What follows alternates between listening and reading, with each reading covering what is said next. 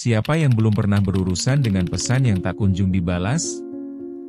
Hal ini seakan jadi bagian tak terpisahkan dari keseharian kita.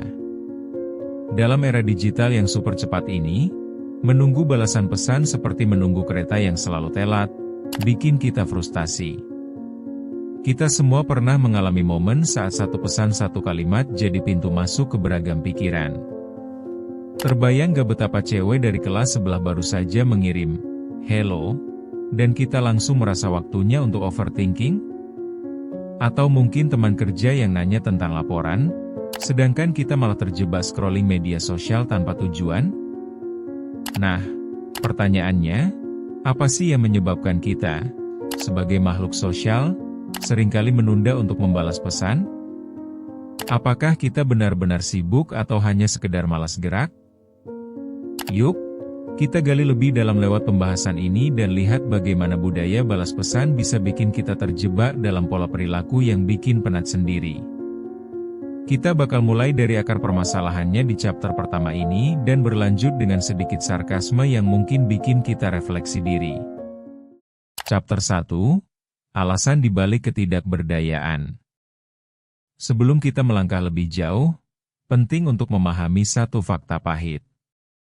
Seringkali, kita menunda balas pesan bukan karena kita terlalu sibuk, melainkan karena kita merasa tidak siap untuk menanggapi.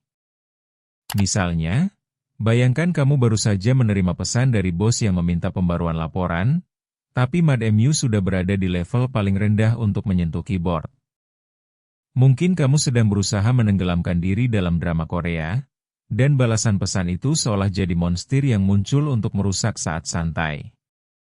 Padahal, seharusnya, membalas pesan itu menjadi langkah kecil menuju komunikasi yang baik.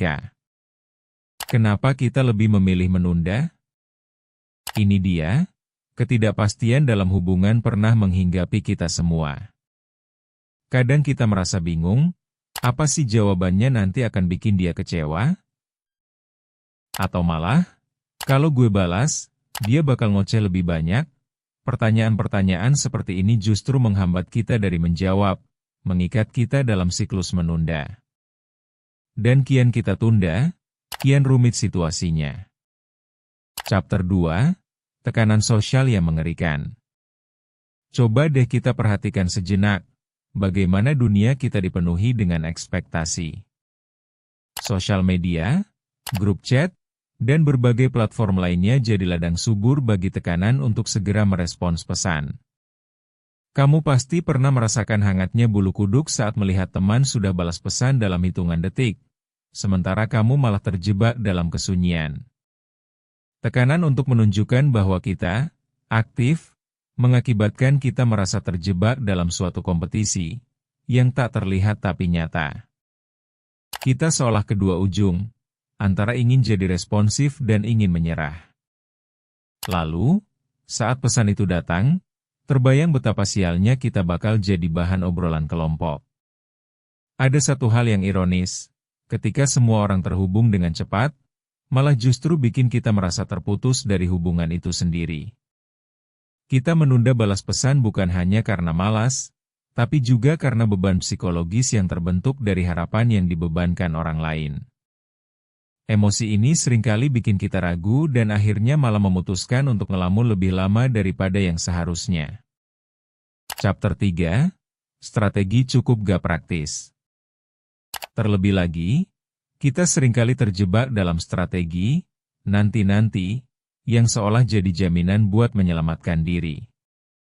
Alih-alih merespons pesan dengan segera, kita lebih memilih untuk memikirkan jawaban yang sempurna.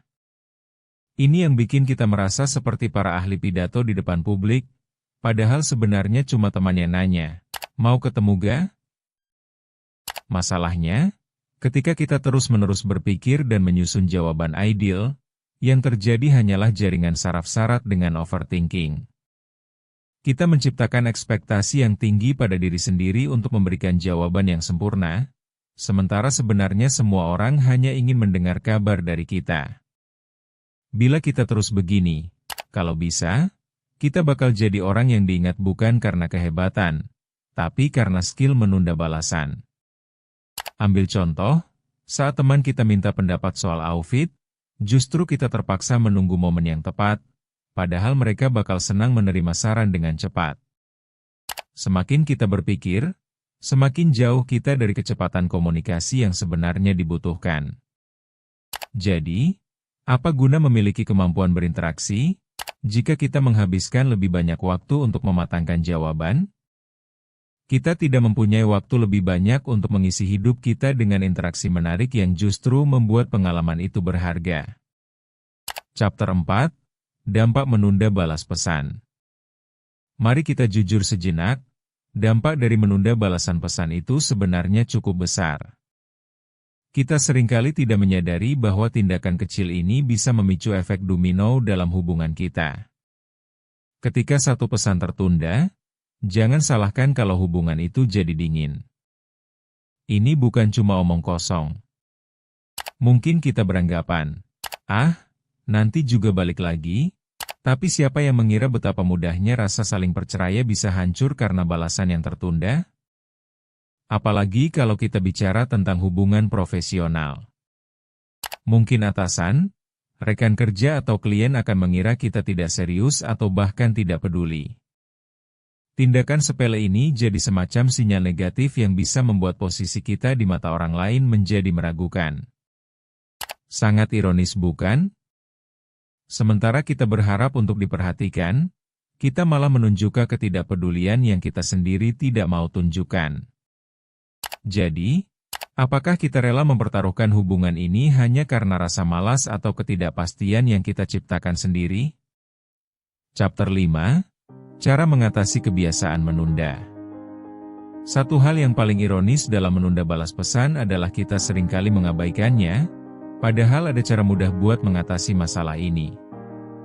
Pertama, ubah cara pandang tentang pesan itu sendiri. Jika sesuatu terasa berat, seringkali itu menjadi tanda jika kita memerlukan pendekatan yang berbeda. Kedua, latih diri untuk lebih responsif. Coba tetapkan waktu khusus setiap kali kita menerima pesan, berkomitmen untuk membalasnya dalam waktu tertentu. Ketiga, kendalikan ekspektasi diri kita. Ingat, tidak perlu memberikan jawaban yang sempurna setiap saat. Seringkali, kejujuran dan keterbukaan jauh lebih berharga daripada seni bilang, "Saya akan memikirkannya." Keempat, praktekkan penyampaian pesan terlebih dahulu dalam benak, sebelum menulis. Ini bisa membuat satu kalimat terasa lebih ringan. Dan terakhir, jangan biarkan rasa malas mengambil alih. Kita semua memiliki pilihan, jadi jika kamu benar-benar ingin mendengar suara kasih sayang, balas saja. Jadi, kenapa masih menunggu? Mari kita buktikan bahwa kita lebih dari sekadar penggila menunda balas pesan. Jangan lupa untuk subscribe di channel Memoria dan ikuti terus cerita menarik lainnya. Karena setiap hal punya asal.